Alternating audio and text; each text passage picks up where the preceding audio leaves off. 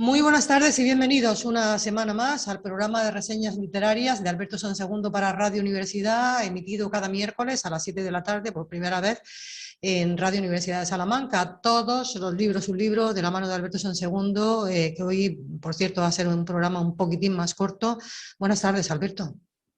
Hola, ¿qué tal? Buenas tardes. Sí, más corto, por circunstancias, digamos, técnicas de la grabación, reducimos el tiempo del programa y reducimos también su contenido, porque quizá quienes nos sigan recordarán que la semana pasada hablaba de que hoy íbamos a presentar dos libros para cerrar este ciclo simultáneamente policíaco y viajero de todos los libros un libro. No van a ser dos, será solamente uno. Pospondré para una emisión posterior el segundo de los volúmenes que tenía previsto ofrecer al oyente.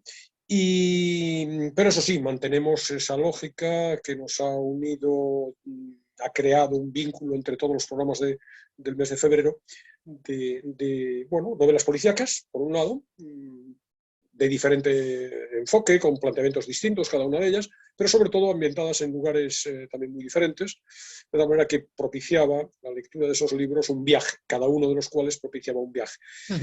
Viajes más o menos exóticos, nos íbamos a países que estaban fuera de las lógicas más convencionales de la literatura negra, quizá, aunque hoy las lógicas convencionales de la literatura negra llegan a absolutamente todos los países, está en todos ese género predomina en cualquier zona geográfica del mundo, ¿no? Sí, porque yo creo que vivimos tiempos negros, quizás, ¿no? Quizás sí, se adapte bien a los tiempos.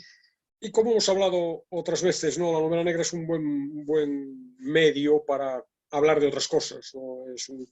Tiene la ventaja de acomodarse en general a unas pautas más o menos conocidas y que por tanto permiten al autor de turno seguir unos ciertos cánones, acomodarse a un esquema preconcebido, con variaciones evidentemente, pero a la vez sirve para criticar, para ofrecer una muestra de la sociedad, para denunciar los abusos del poder y por tanto en ese sentido temas universales y que son acogidos de un modo u otro por diferentes sociedades, ¿no?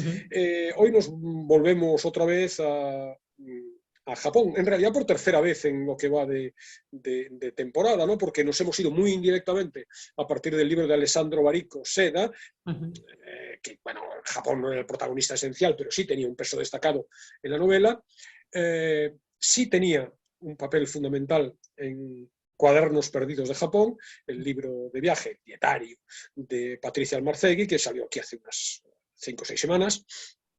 Y hoy nos vamos, como digo, con una novela policíaca, un bestseller internacional, un gran éxito en Japón inicialmente, pero convertido en un bestseller internacional, una novela 64 o 64 de Hideo Yokoyama, un libro publicado en España en 2021 en la editorial Salamandra, con la traducción que ahora no recuerdo, pero quiero citarla, ya sabes que, Jofre Omedes Beutnagel, que es un Beutnagel, no sé exactamente cómo se pronuncia, es un traductor catalán, ya sabes que aquí siempre me interesa, yo creo que el papel del traductor es fundamental a la hora de ofrecer una obra en idioma extranjero en nuestra lengua, y por lo tanto, en ese sentido, en cierto modo, es también un creador, el traductor, ¿no? Una anécdota, Alberto, compré yo un Cumbre Borrascosas que era una mala novela. Imagínate cómo sería la traducción, un novelón como Cumbre Borrascosas, y era malísima.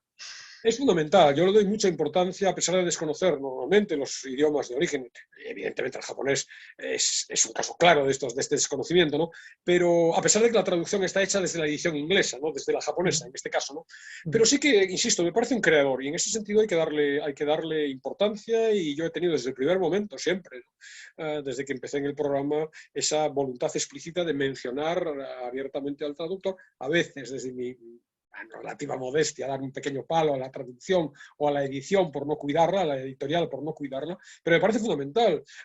Busco un libro en concreto, por ejemplo, clásicos, buscas Hamlet, hablaremos de Hamlet dentro de unas semanas, y claro, buscas Hamlet, pero lees acerca de cuáles son las traducciones mejores y te acercas a la librería, intentando encontrar aquella que resulte más valiosa, ¿no? Entonces, en cualquier caso, traducción de este experto catalán que aparece... Que no ha tenido que traducir el título, Alberto. El título es, supongo que universal, 64 o 64, ¿no? 64 o 64 se habla de ella, del título de él, de diferentes formas. Yo creo que lo más apropiado es 64, pero yo he visto referencias a 64 exactamente. 64 tiene más sentido por lo que veremos luego, ¿no?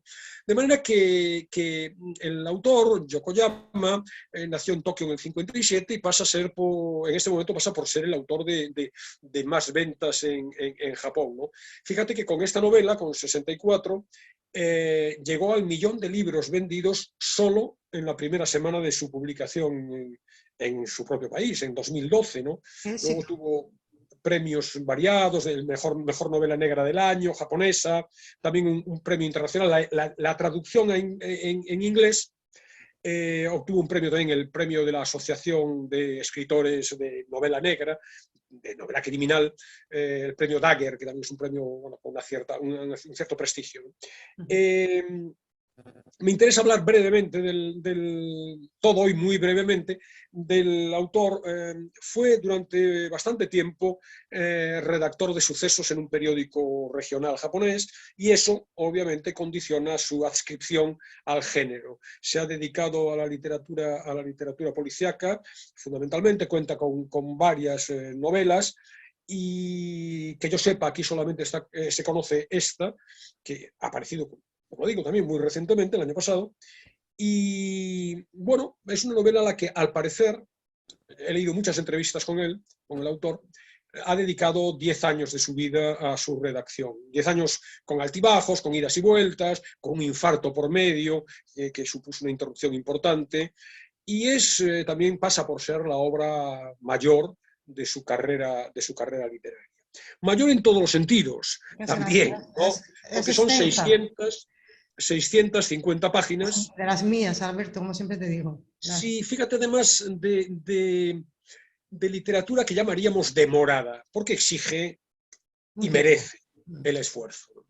Es una novela intensa, de redacción muy cuidada, con una capacidad de penetración psicológica, como luego veremos con respecto a su personaje principal, en cierto modo inusual. Mucho, yo creo que esto es muy japonés, un acusado gusto por el detalle. Desde el punto de vista narrativo también es magnética, a pesar de que sea lenta y no pase nada, como luego comentaremos. Un extraordinario talento por parte del autor en la captación de los aspectos más representativos de la sociedad y de la cultura japonesas.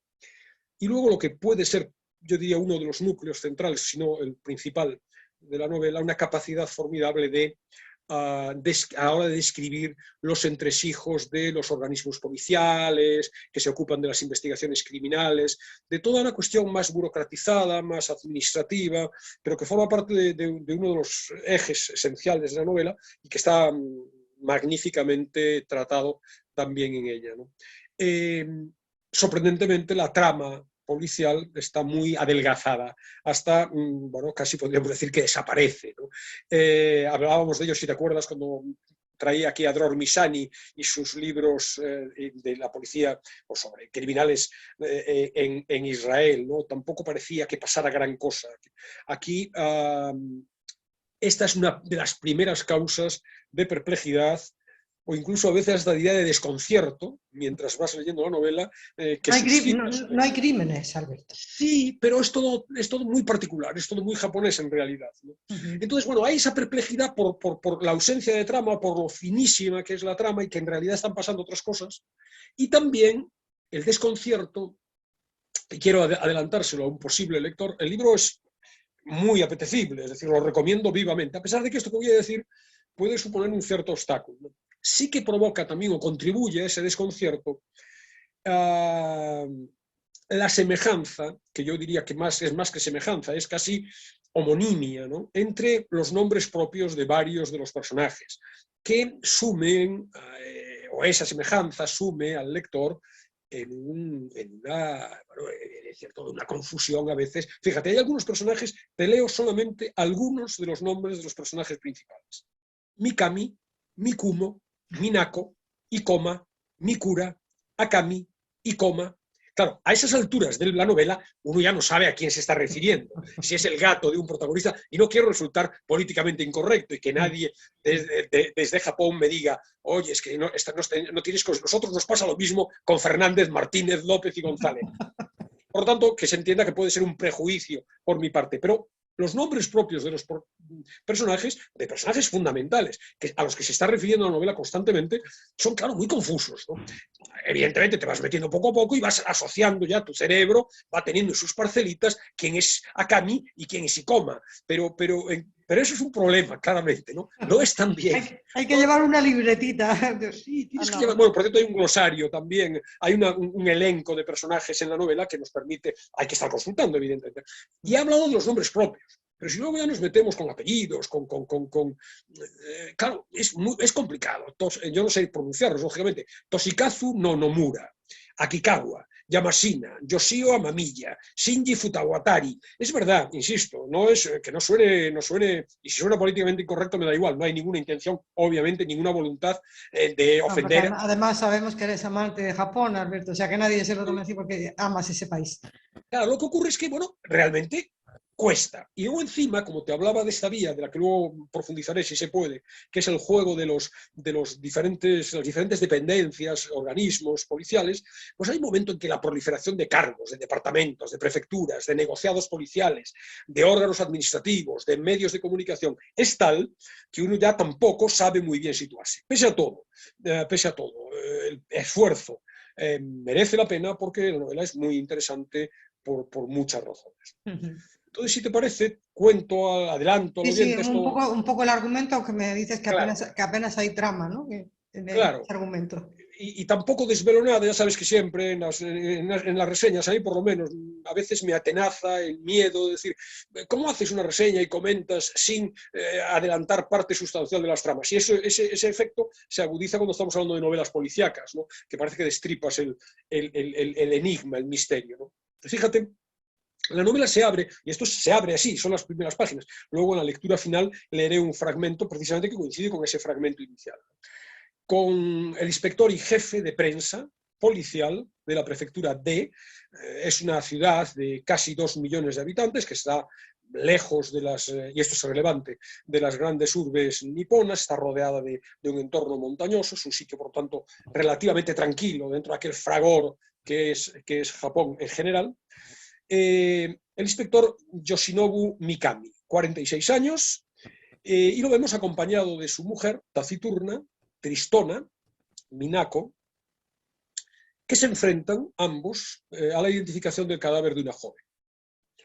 La única hija de los dos, Ayumi, había desaparecido 3 meses atrás, huida sin explicaciones del hogar familiar, había habido desavenencias en la familia, es una adolescente que vive en una persistente crisis de identidad, un aislamiento personal, rebeldía, encierros en su habitación, noches en vela, problemas en la escuela, mutismo y enclaustramiento, autoagresiones, un repudio muy notable de la figura paterna.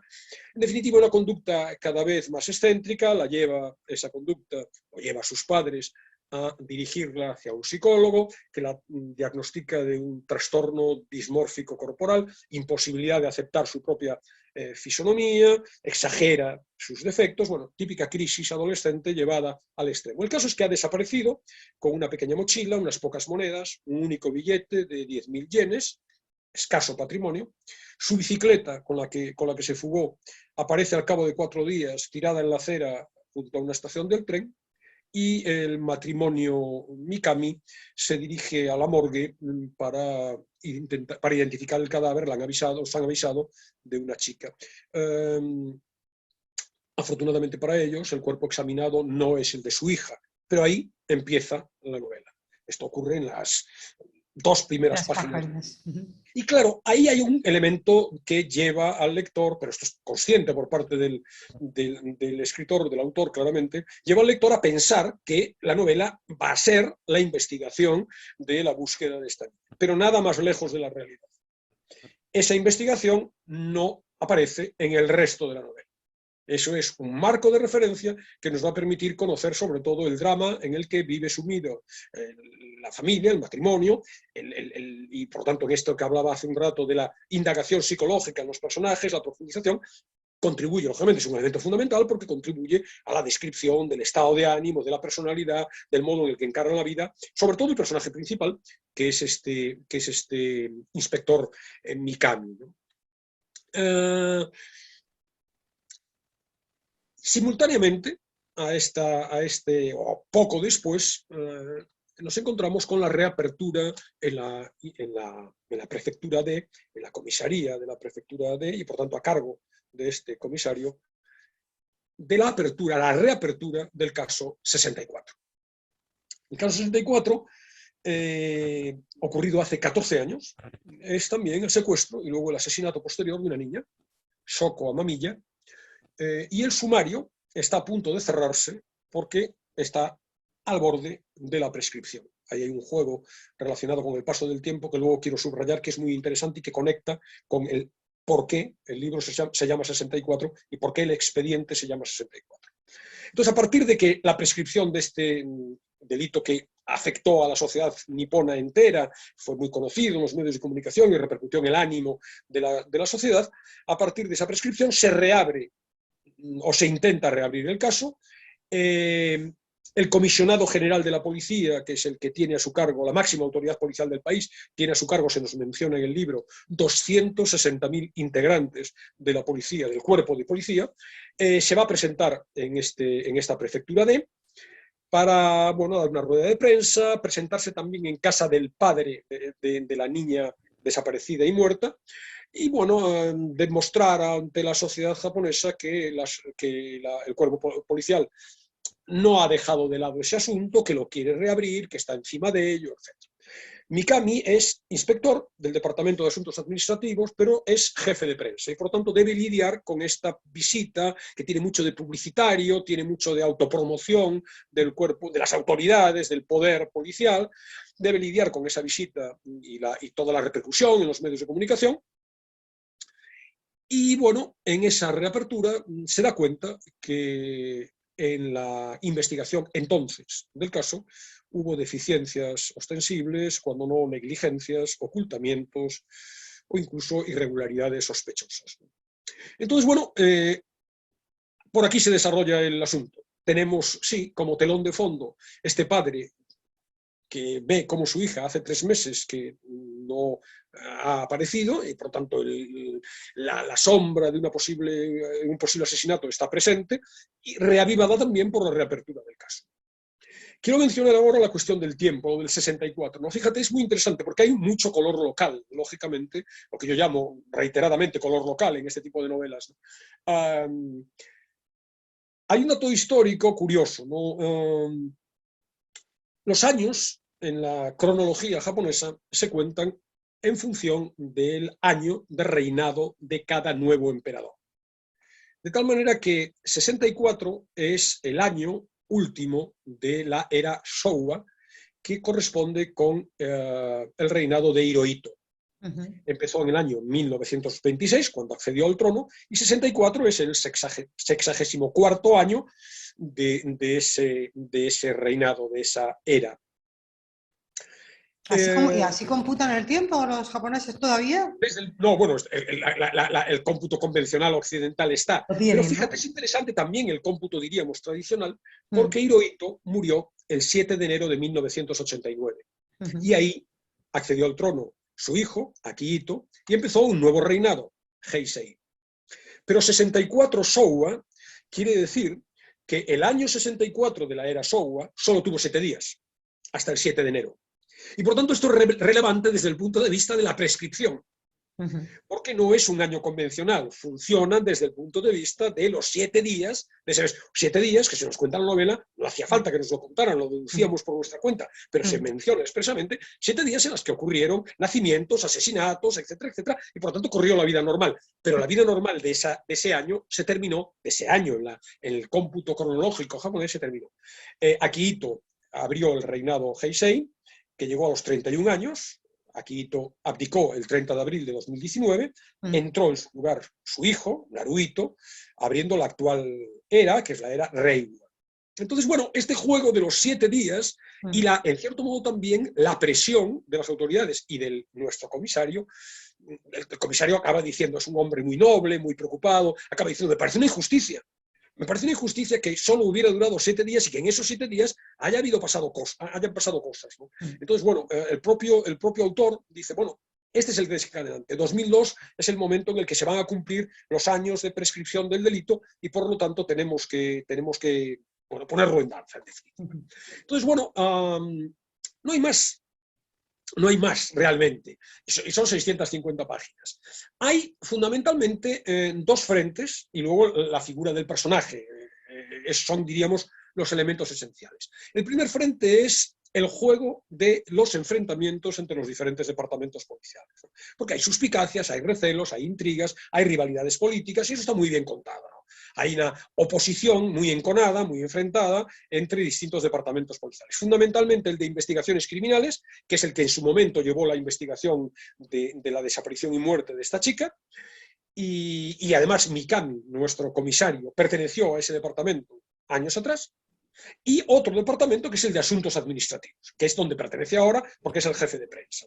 Entonces, bueno, cada uno de los 2 departamentos, por diferentes razones que vamos descubriendo a lo largo de la trama, se enfrentan, hacen la guerra por su cuenta, ocultan información, se mueven entre un interés personal, pero también el interés por el cuerpo al que pertenecen, respeto a la organización, pero también afán de independencia, rechazo al poder, a los gerifaltes, a aquellos de sus dirigentes que no son percibidos como gente cercana, sino gerifaltes, burócratas, que se preocupan exclusivamente por el ascenso personal y por el medro.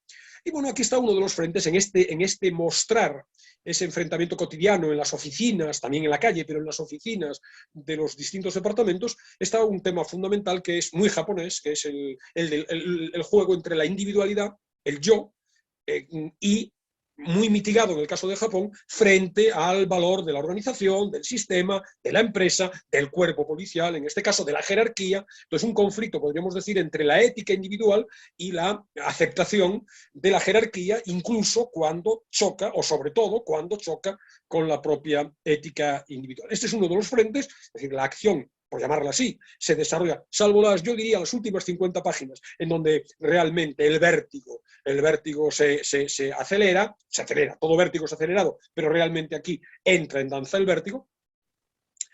El resto es este juego de la vida cotidiana de los distintos departamentos, pero poniendo de manifiesto como tema de fondo este conflicto entre la sumisión, la aceptación de la jerarquía, de la autoridad. Sabes que en Japón esto es muy importante, es trascendental.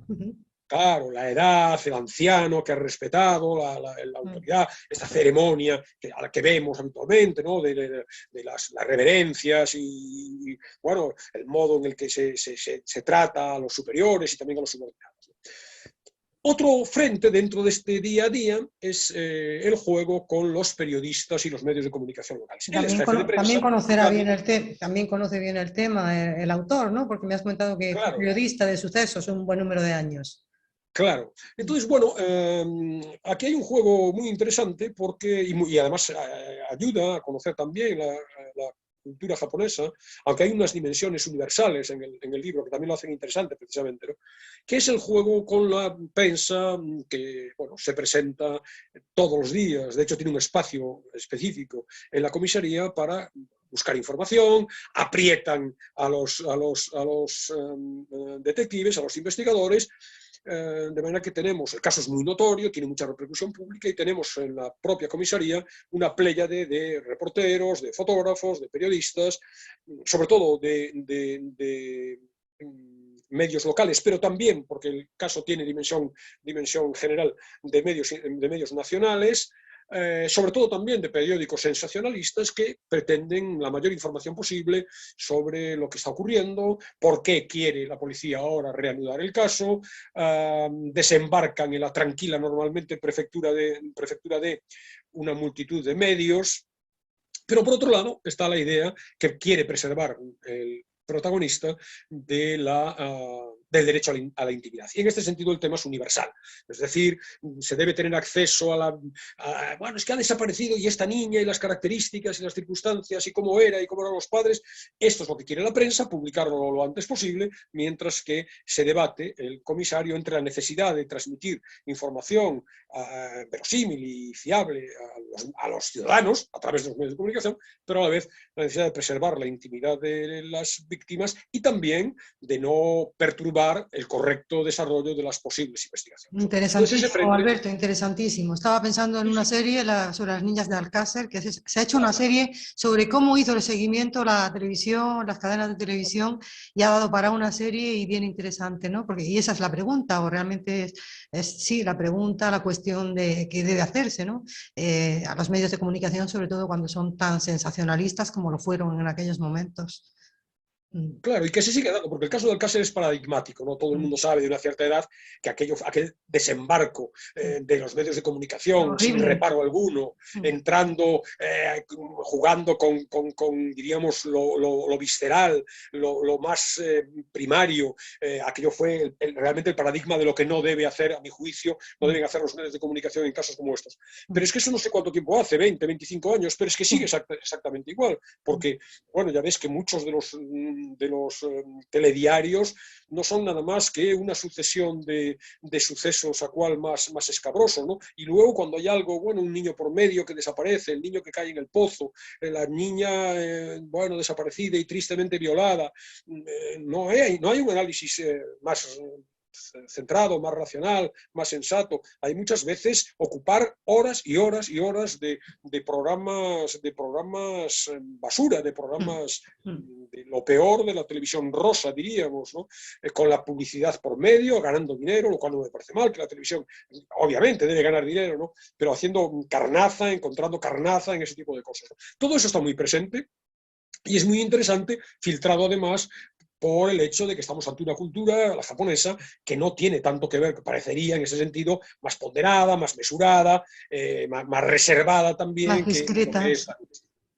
Entonces, bueno, esa idea, que la trama, el argumento no sea realmente una investigación en sí, sino todas estas cuestiones adyacentes a ella, es otra de las rarezas del libro, pero a mi juicio también lo hacen interesante, porque a partir de todo ello aparecen los grandes temas, diríamos, subyacentes a la propia investigación criminal, que es, por ejemplo, esta cuestión de la cultura japonesa, que es, bueno, la frialdad de las relaciones personales, esta idea de la cortesía, de la asepsia, incluso en el trato personal, la aceptación rigurosa de la jerarquía, como hablábamos hace un rato, el respeto por las tradiciones, la difícil convivencia entre el sometimiento y la sumisión a las diferentes organizaciones de las que se forma parte, como decíamos antes, la familia, la empresa, la sociedad, el Estado, y a la vez el cultivo de la propia individualidad, entre los impulsos, las emociones, los modos de sentir y de pensar privados, y por otro lado, la conveniencia, las exigencias, las directrices que son convenientes en el ámbito público. Todo eso está, y por tanto también a través de ello hay elementos que no son propios solamente de la cultura japonesa, sino que nos interesan como ciudadanos, en general ciudadanos de cualquier país del mundo. Los excesos del poder, la opacidad de la información por parte de los gestores públicos, los límites de la libertad de expresión, los excesos, como hablábamos, de las prácticas periodísticas sensacionalistas, y luego también, y es normal en una novela de este género policíaco, el que se incurra en un pequeño análisis de los rasgos que definen la personalidad malvada, el mal. ¿Quién pudo haber hecho hace 14 años algo de este estilo con una pequeña niña, ¿no? Por cierto, en un país que, como quizás sabes, no sé si lo hablamos incluso cuando hablábamos de Cuadernos Perdidos de Japón, es de los de más baja criminalidad del mundo, ¿no? Esta idea creo que sí que hablé cuando hablábamos de Cuadernos Perdidos de Japón. No sabía, desconocía yo ese dato, Alberto, no lo sabía. Sí, pero Japón es un país, yo creo que esto sí que lo comenté, no tanto lo de la criminalidad como el hecho de que es un país extraordinariamente seguro. Tienes esa sensación de que no se te va a robar, a la vez estamos hartos de ver películas sobre la yakuza, ¿no? Sobre la mafia japonesa, por lo tanto a lo mejor no es tan así, pero la percepción que uno tiene viajando allí es, yo creo que ponía este ejemplo, ¿no? Porque es muy reiterado, ¿no? Tú puedes dejarte una cartera con dinero encima de un sitio olvidado y yo recuerdo que alguien que venía conmigo en el viaje a Japón hace muchos años se dejó olvidados nada más bajar del avión en Tokio, en el baño, se dejó olvidadas encima del lavabo unas gafas, se quitó las gafas para, bueno, para asearse y se dejó olvidadas unas gafas, bueno, además casualmente eran unas gafas, por supuesto, graduadas y además de marca, de un cierto valor, etcétera, ¿no? Evidentemente en cualquier otro sitio que no sea España, pero en cualquier caso en Japón, sin duda, esas gafas aparecieron y fueron devueltas. Y se hizo la gestión por parte de quien debía hacerlas para, no recuerdo exactamente cómo fue, creo que llamamos al aeropuerto para dar noticia de que efectivamente se habían perdido esas gafas y al poco tiempo las autoridades se pusieron en contacto en el hotel y devolvieron las gafas. Bueno, es Una un anécdota rasgo que es quizá. envidiable, ¿no? Yo creo que de eso también podríamos tomar un poquito de nota. Yo creo que de ahí podemos aprender mucho, está claro. Claro, ¿no? Pero bueno, y ahí está la idea de la tradición y del respeto y de la autoridad, que bueno, eso sí daría para otro programa, el hablar en qué momento la pérdida del respeto a la autoridad, no la autoridad impuesta, autoritaria, por decirlo así, sino bueno, la autoridad natural, la autoridad del maestro, la autoridad del que sabe, la autoridad del que tiene más experiencia porque es más mayor. Esto en nuestra cultura, en nuestra sociedad, ha prácticamente desaparecido. Entonces, Alberto, bueno, está basado en un hecho real. Sucedió eso, me has comentado, sucedió en la realidad, ¿no? Lo yo del no sé si sucedió asesinato en la de... realidad, la verdad. Mm, No sé si sucedió en la realidad, no me extrañaría dada la procedencia profesional del propio autor. Quizá mm, es un caso al que haya podido acceder a través de su práctica como profesional, como periodista. ujú. En cualquier caso, bien podría ser un caso real. Entonces, bueno, esos son este color local, la cultura local, estos temas generales también, la información, los límites del periodismo, la inserción de un ciudadano con ideas propias en una organización que tiene valores más generales, son temas interesantes. Luego está, como decía, como anticipaba, la construcción de la persona psicológica, la indagación en la personalidad del protagonista, ¿no? Tampoco es un policía al uso, ¿no? Sí que coincide con otros personajes en novelas de este género en las dudas sobre la investigación policial, el cuestionamiento de las jerarquías a las que se ve obligado porque es japonés fundamentalmente a someterse, jerarquías administrativas y políticas, pero está un sentido cívico acusado, se impone por encima de los intereses personales, su relación con los periodistas, que es muy conciliadora frente al criterio que impone la propia autoridad policial, y luego el drama íntimo. El drama íntimo, claro, él carga con el peso de la desaparición de su hija. Su hija odia a su padre. Y hay un punto de culpabilidad. Su hija nunca se rebeló contra su padre, ¿no? Porque bueno, el rechazo, no se siente querida, el rechazo a su imagen, a su fealdad, a lo que ella asume como fealdad, a esa disconformidad con su cuerpo, tiene que ver con la figura paterna. Entonces, ese drama está presente en el curso de su trabajo cotidiano, de sus investigaciones. Luego también, claro, la desaparición de la niña ha puesto en crisis su matrimonio y también está presente. Su mujer, que antes presenté como triste, como taciturna, claro, es una presencia sombría en su vida. Cuando llega a su casa después de la mujer se ha encerrado en su casa, la mujer fue policía también, había sido policía en su momento. Cuando llega a su casa después de su trabajo, su mujer está recluida en su casa, pasando los días de manera apesadumbrada, sin casi vivir realmente, ¿no? Hundida en el sufrimiento que le supone la desaparición de la niña.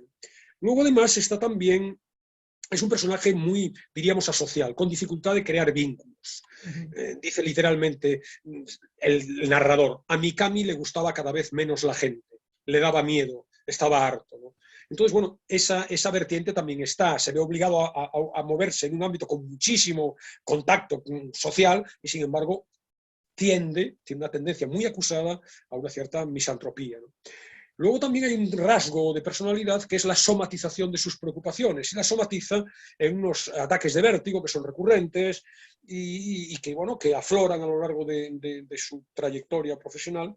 Con todo ello, lo físico y lo psicológico, tenemos un personaje muy complejo, muy sugestivo, muy humano, muy cercano, que bueno, aproxima al lector a la novela. Ya no estamos en, bueno, esa distancia que quizás se establece con el héroe convencional, íntegro, irreprochable, sin fallos. Aquí no, aquí tenemos un personaje con claroscuros, con con debilidades, y en ese sentido nos sentimos cerca de él, y por lo tanto es otro elemento que hace que nos incorporemos a la novela de una manera más viva, más sintiendo la nuestra.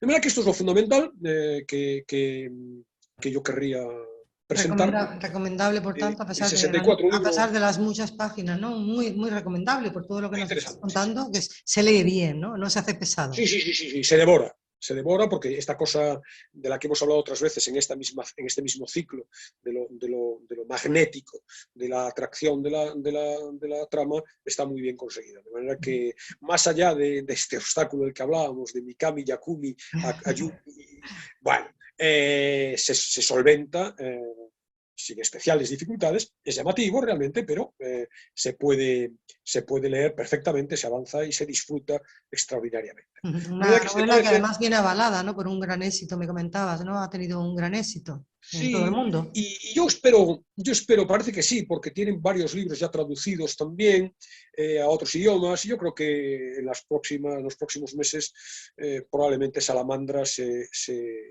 ocupe de ofrecernos alguno de sus otras novelas, ¿no? Muy bien.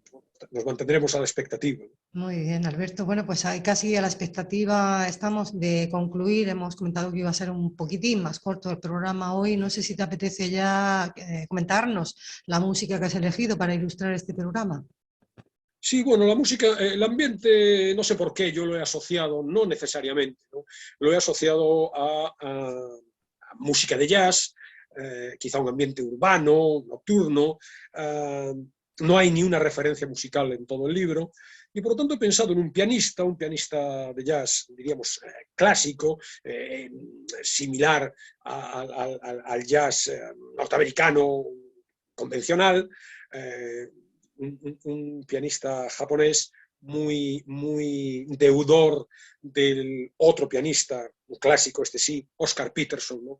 Su nombre es Makoto Ozone, y hoy ofrezco de él una canción, una pieza que se llama Beautiful Love, bueno, una pieza de jazz, no en principio, yo creo que un oyente no avisado, y yo me cuento entre ellos, no identifica el origen japonés del pianista, pero en cualquier caso el título es estimable y yo creo que ilustra con la atmósfera un poco el clima de la policía japonesa que se encarga de investigar el dossier 64. Bueno, pues dándote las gracias por descubrirnos tantas cosas desde el mundo de la literatura, también desde el mundo de la música que desconocíamos.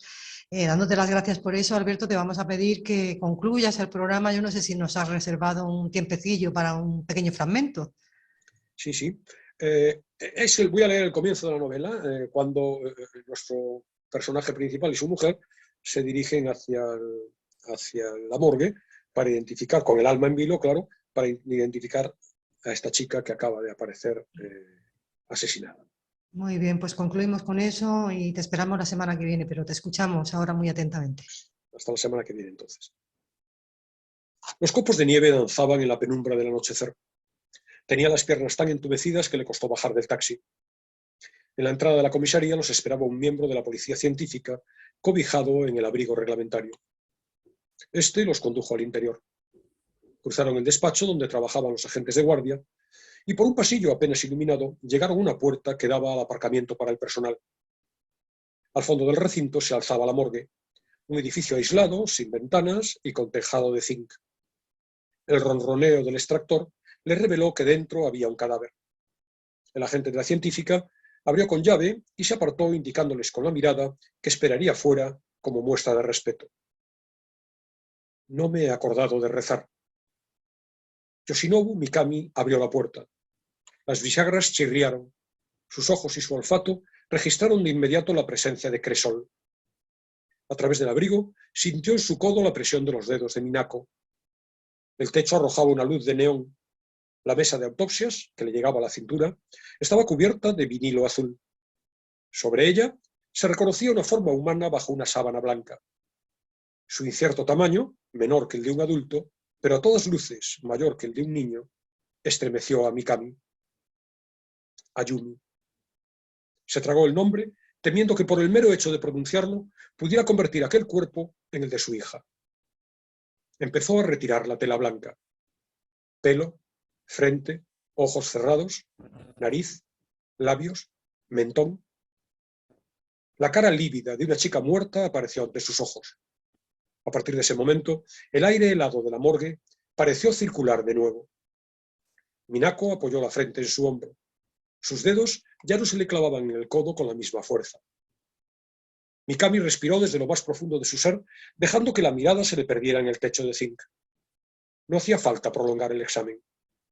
Habían tardado 4 horas en llegar desde la prefectura D, primero en tren bala y luego en taxi, pero la identificación duró apenas unos segundos. Una chica ahogada, posible suicidio. Salieron sin pérdida de tiempo cuando recibieron la llamada. La joven, según les dijeron, fue encontrada en un lago poco después del mediodía. Su pelo castañón estaba húmedo. Tenía unos 15 o 16 años, quizá algo más. No había estado mucho tiempo en el agua. Su cuerpo aún no había empezado a hincharse. El delicado perfil de su frente y sus mejillas se mantenía intacto, al igual que sus labios infantiles, como si aún viviera. Qué amarga ironía. Su hija siempre había ansiado tener unos rasgos tan finos como aquellos.